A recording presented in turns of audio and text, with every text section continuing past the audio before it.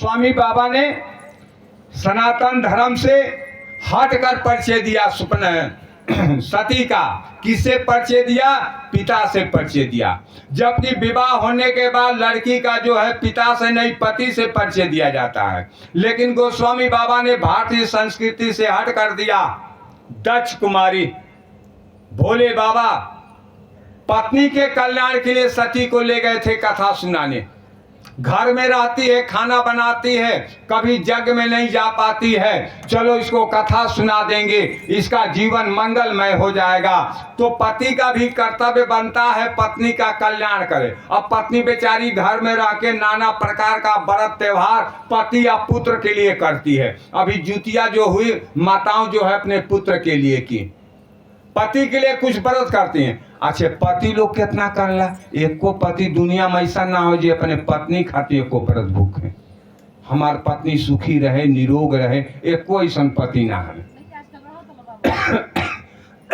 एक भी पति वैसे न मिलेंगे। और ना तो पत्नी भूखी है, कहाँ जा रहे हैं? जा रहे हैं कासमाबाद। अच्छा सुनिए, तनी फल ले आइएगा। का करे फल हो? आ तो व्रत है। अरे महीना में तू 4 गो व्रते कर तो खैले के सवाद हो कि व्रत भूखले के सवाद बा। कल्याण उन्हीं के लिए भूखी हैं, हमारे पति निरोग रहे, सुखी रहे। लेकिन सती भोले बाबा कथा सुनाने ले आए, लेकिन कथा नहीं सती सुनी।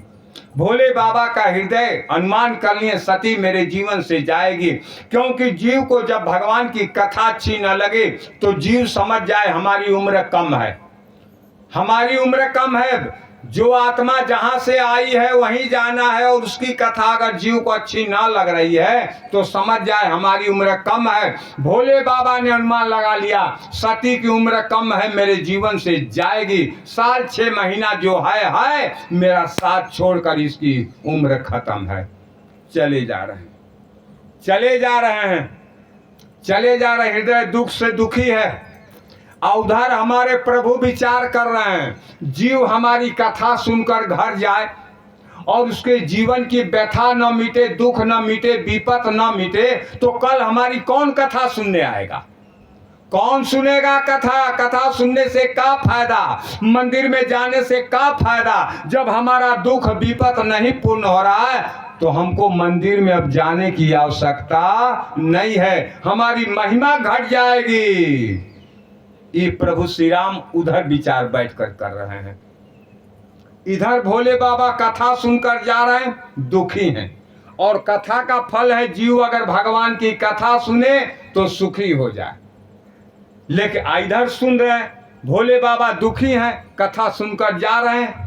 तिनका दुख मिटाना चाहिए, अगर दुख मिटेगा नहीं तो हमारे कथा की महिमा घट जाएगी। कल कोई कथा सुनने आने वाला नहीं है। कौन आएगा?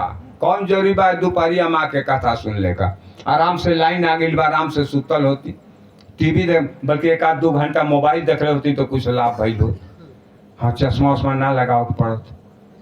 लेकिन यहाँ आके कथा जमीनी पर बैठ के सुनने के बाद पंखा का गर्मी में कौन लाभ? विचार उधर श्री राम कर रहे हैं और इधर भोले बाबा हृदय दुखी है, चले जा रहे हैं। प्रभु श्री राम एक लीला प्रस्तुत किए, एक लीला प्रस्तुत किए। क्या लीला कर रहे हैं? तो गोस्वामी बाबा ने कहा राम और लक्ष्मण इधर से आ रहे हैं, इस रोड से। अब भोले बाबा मैया सती उधर से कथा सुनकर चले आ रहे हैं। बड़ा सावधानी से देखिएगा। ये लीला यही स्कूल के सामने जो है उच्चक रोड पर करने लगे। क्या कर रहे हैं कि हे खग मृग, हे मधुकर श्रेणी, तुम देखी सीता मृग नैनी। रो रहे हैं, एक तरह रो रहे हैं। लक्ष्मण कहें भैया चुप रहा, बिरानपुर गांव पार हो गई, आपके हो बहाना, कम से कम आदमी उदमी दिखाई दे। तो फिर रोवल शुरू कर दिया। तो जहाँ आदमी गाँव ऊपर या 2-4 गो मेहरारू 2-4 गो लोग जहाँ तो जोर जोर से चिल्ला के लगे रोए, कहे खग मृग मानहु बिरही अति कामी। हर हे खग मृग रो रहे हैं। लक्ष्मण समझाए बहु भांति, ए भैया चुप रहा, अब गांव बिरानपुर पार हो गई बा, अब एकदम सिवाना बा उसर बा में तो कहू भैया न का करवा रो के सुनेगा।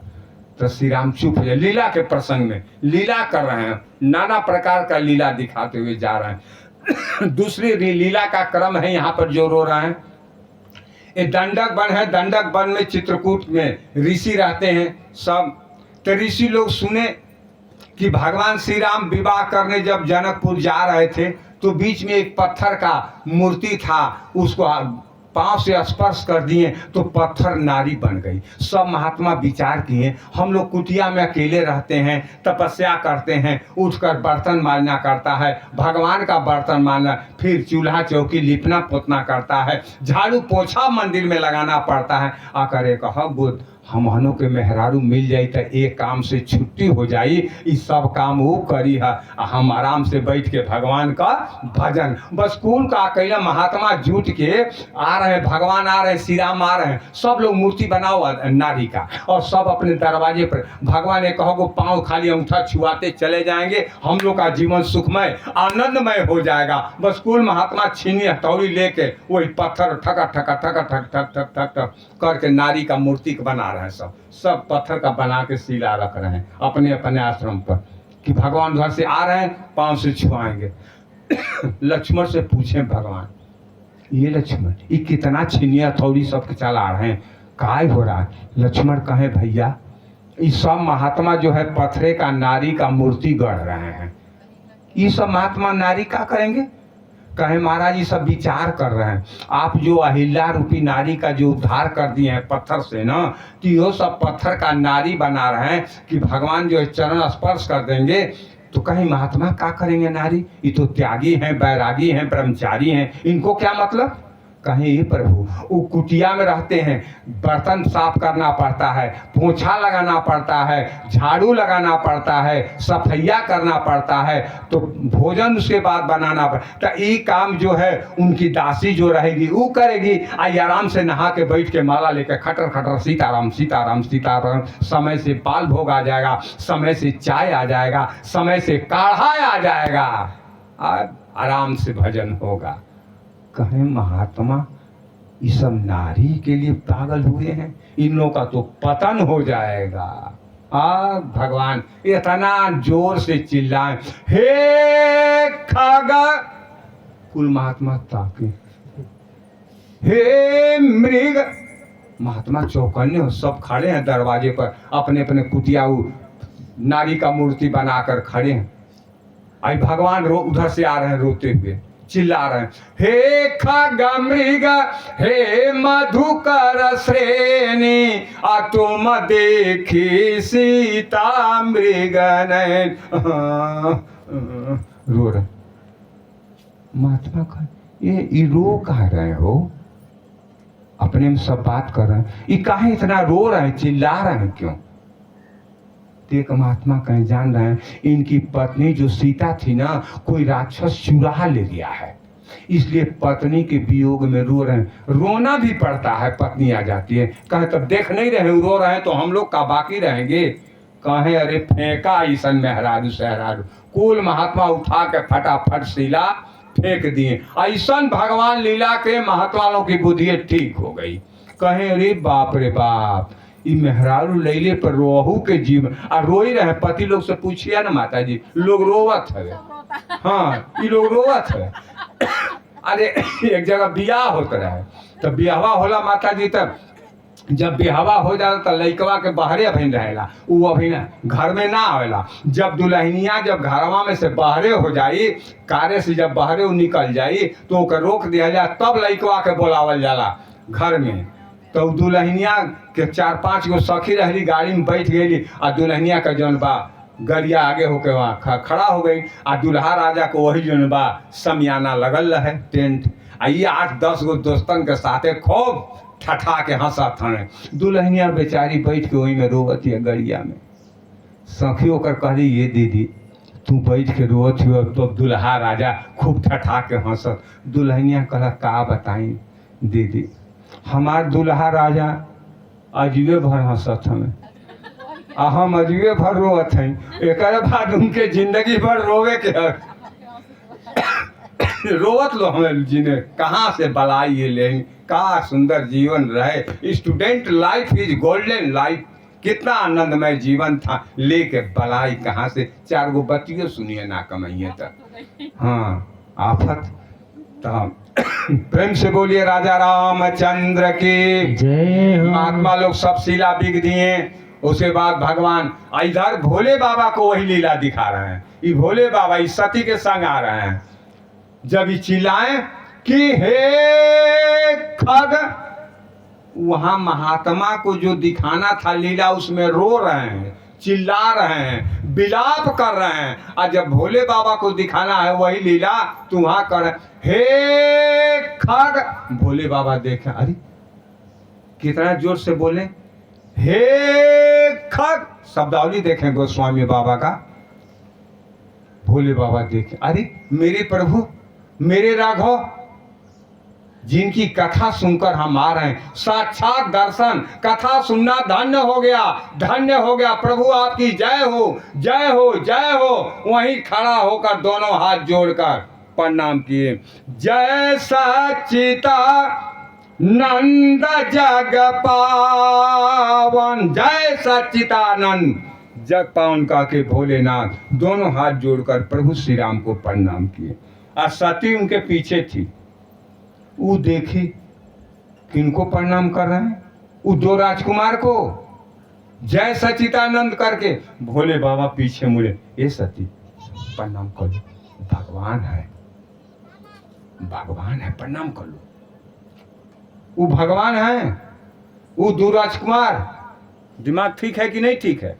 अरे जिनको ये पता नहीं इनके पत्नी को कौन चुरा ले गया है, कौन हरण कर लिया है, पागल है पागल। अरे आदमी का पता है, आदमी बताएगा कि पेड़ पौधों से पूछ रहे हैं। हे खग मृग मधुकर श्रेणी, तुम देखी सीता मृगा नैनी। पेड़ पौधों पशु पक्षी से पूछ रहे हैं। वो मृगिया से पूछ रहे, ए मृगिया तुम मेरी पत्नी सीता को देखी हो? ए पेड़ मेरी पत्नी सीता को। अरे वो पागल है कि भगवान है? भोले बाबा ने कहा, ये सती हमारे प्रभु लीला कर रहे हैं, प्रणाम। कई भगवान नहीं है। सती ने कहा वो भगवान नहीं है। भोले बाबा ने कहा भगवान है। सती ने कहा भगवान नहीं है। भगवान जानते हैं किनको कहते हैं? भगवान किनको कहते हैं, उनकी परिभाषा क्या है? सुनिए, नहीं जानते हैं। मैं राजा दक्ष की चालाक बाप की बेटी हूं, नहीं कुछ जानते हैं, गांजा भांग रात दिन पीते हैं। आपको क्या मालूम है? एक अक्षर पढ़े न लिखे। सुनिए, ईश्वर किसको कहते हैं, भगवान किसको कहते हैं, जय सच्चिदानंद किसको कहते हैं? अरे ईश्वर उसको कहते हैं, ईश्वर सर्वव्यापी होता है, सर्वज्ञ होता है, बिना बताए सब कुछ जानने वाला है। अगर वो भगवान होते तो जान नहीं जाते उनके पत्नी को कौन चुराया है। वो पेड़ पौधों से पूछ रहे हैं, पशु पक्षी से पूछ रहे हैं। वह सर्वज्ञ होता है। मोर मनोरथ जानौ नीके, वह अंतर्जामी होता है, बिना बताए सब कुछ जाने। मंदिर में क्यों जा रहे हैं? भगवान आपके कहने के पहले भगवान जान जाते हैं। एक चोर मंदिर में क्यों जाता है? भगवान जान जाता है कि चोर क्यों आया है, साधु क्यों आया है, गृहस्थ क्यों आया है, या पढ़ा लिखा लड़का क्यों आया है। सबकी मनोकामना की पूर्ति हमारे मंदिर के भगवान करते हैं। सबकी चोर आया है, ऐसी नहीं कि उसकी मनोकामना नहीं पूरी। उनका दरबार है, जो आया सबको दे देते हैं, सबको दे देते हैं। कभी कभी तो देने में इतने उदार हैं भोले बाबा कि वरदान में अपना गलवे फंसा लेते हैं। जो मांगा दे दिया। और भगवान की पूजा अर्चना करेंगे, उनके मंदिर में जाएंगे, मांगेंगे हाथ जोड़कर, तो आपके दरखास्त को पहले पढ़ेंगे, क्या मांग रहा है। देने लायक होगा तो देंगे, वरना कह देंगे वरदान नहीं दिया जा सकता है। रावण तपस्या किया, ब्रह्मा जी से वरदान मांगा, ब्रह्मा जी हमको वरदान दीजिए। हम काहू के मारा ही न मारे। हे ब्रह्मा जी हमको वरदान दीजिए, हमको दुनिया में कोई नहीं मार सके। ब्रह्मा जी ने कहा, मूर्खो, जिस लोक में तुम्हारा जन्म हुआ इसका नाम है मृतलोक, और मृतलोक का नियम है जो मृतलोक में आएगा उसकी मृत्यु होना निश्चित है। ये वरदान नहीं दिया जा सकता, नहीं दिए। अब भोले बाबा की पूजा, वो पहले एप्लीकेशनवा नहीं पढ़ते हैं, आप क्या मांग रहे हैं, वरदानवा दे देंगे तब एप्लीकेशनवा पढ़ते हैं। ये उल्टा काम करते हैं। भस्मासुर तपस्या किया, भोले बाबा प्रकट हो गए, कहे वरदान मांगो। भस्मासुर कहा, ए भोले बाबा हमको वरदान दीजिए, हम जिसके सर पर हाथ रखें जलकर भस्म हो जाए। भोले बाबा कहीं ओ मस्त, कमंडल उठाए, त्रिशूल उठाए, चलने लगे। चिल्लाया भस्मासुर, बाबा, पीछे मुड़े, कहे क्या बात है? कहे ए बाबा, ये जो वरदानवा हमको दिए हैं, ये वरदानवा आपका सही है कि गलत है? फर्जी हमको देकर नहीं जा रहे हैं, तो जंगलवा में कोई दिखाई नहीं दे रहा है। हम आपका वरदानवा आपे के सर पर रखे के देखेंगे कि आप जलकर भस्म होते हैं कि नहीं, झूठा है कि गलत है। भोले बाबा लगे भागने, अपन वरदान दे के अपन ये फंस जाते हैं। ऐसा नहीं वरदान देने वाले हैं। आज सती ने कहा, भगवान ईश्वर उसको कहते हैं, वह सर्वज्ञ होता है, अंतर्जामी होता है। कथा क्यों सुनने आ रहे हैं? भगवान जान रहे हैं कौन कौन श्रोता आए हैं, क्या क्या सबको चाहिए, और भगवान सबकी इच्छा। दाता एक राम, भिखारी सारी दुनिया। सब लोग तो उसी से मांग रहे हैं। राजा भी मांग रहा है, गरीब भी मांग रहा है, और हमारे भोले ऐसे संत भी उसी से मांग रहे हैं। दाता एक राम, भिखारी सारी दुनिया। उसी से, इतना बड़ा दाता है, कितना बड़ा उसके पास है, दुनिया को दे रहा है, फिर भी दाता है और सबको समान रूप से देता है।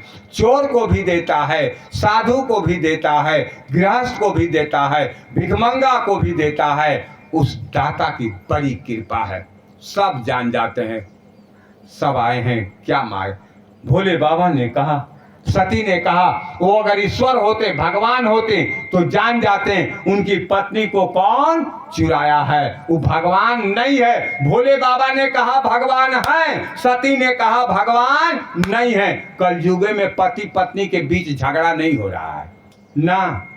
त्रेता युग में भोले बाबा उनकी पत्नी सती के बीच भी टकरार हो गई। सती ने कहा भगवान नहीं है, भोले बाबा ने कहा भगवान है। पति और पत्नी के बीच तकरार बढ़ गई।